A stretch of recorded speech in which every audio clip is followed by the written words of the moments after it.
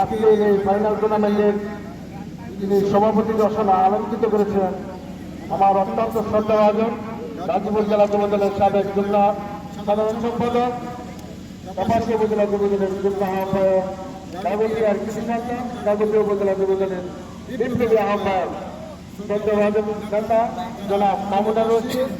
আজকে যিনি উদ্বোধক হিসেবে উপস্থিত হয়েছেন আপনাদের এলাকার কৃষি সন্তান, আপনাদেরকে বিবেচিত ভূমিকা হিসেবে তারা পৃথিবী আমরা শ্রদ্ধা করি। উনি উন্নত তাকে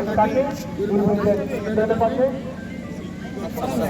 আফতার প্রধান উপস্থিত আজকের প্রধান পৃষ্ঠপোষক আমার অত্যন্ত শ্রদ্ধাভাজন মধুর ভাষার কথা বলা সমাজের কথা বলা আপনাদের সন্তান কাগজ সম্পাদক আপনাদের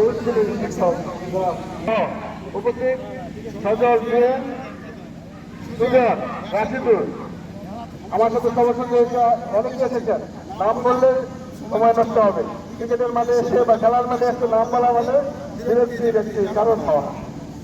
তো আমরা যেগুলো বলেছিলাম বিগত 17 বছর মাঠের বাইরে থেকে একজন সাধারণ ব্যক্তি হিসেবে আমরা খেলা দেখবো এই অবস্থা কিন্তু আমাদের ছিল না।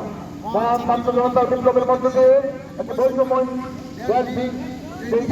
আমরা তারা তারপর থেকে আল্লাহ রহমতে আমরা প্রত্যেকটি খেলা এবং সাংস্কৃতিক অনুষ্ঠানে আপনাদের তাকে খাবার দিয়ে উপস্থিত থাকার চেষ্টা করি।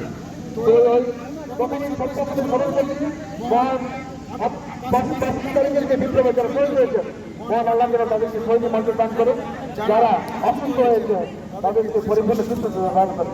আপনারা জানেন বিপ্লব সংগ্রাম হওয়ার পরে আমাদের নেতা গাজীপুর জেলা বিএনপি সংগ্রামী তাদের সাধারণ সম্পাদক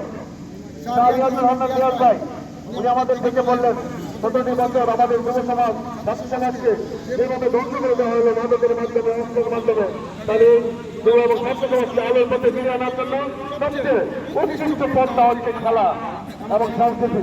আপনারা যে অবস্থা থেকে সংস্কৃতি এবং খেলা থেকে মনোনিবেশ করে আমার যুব সমাজকে বাঁচান। তারা ওই জন্য আপনারা দেখতে পাচ্ছেন প্রত্যেকটি বিভাগ এবং প্রত্যেকটি মহল্লায় বিভিন্ন ধরনের সাংস্কৃতিক অনুষ্ঠান এবং খেলা হচ্ছে। বিশেষ করে আমি অনেকবারই আপনার সুযোগ কথা হয়েছে। আমি দেখেছি এলাকার মানুষ অন্য অঞ্চলের তুলনায় ক্রীড়ামণি এবং সাংস্কৃতিক মনা, তাই তাদেরকে আমি আমার অন্তর থেকে ধন্যবাদ জ্ঞাপন করি। বিশেষ করে এই খেলাটা যারা আয়োজন করেছেন ভবিষ্যতে আপনারা আরো বড় পরিমাণে বড় খেলার আয়োজন করছেন। আমরা আপনাদের পাশে থাকবো। আমাদের প্রিয় নেতা ভবিষ্যতে বলতে চাই আন্দোলন আমরা যা 15 বছর আপনাদের সাথে অঙ্গীকার করেছি মানুষের ভোটের অধিকার মানুষের কাছে ফিরে দেওয়া। ইনশাআল্লাহ নির্বাচন হবে ওই নির্বাচনে আমাদের সকলের প্রিয়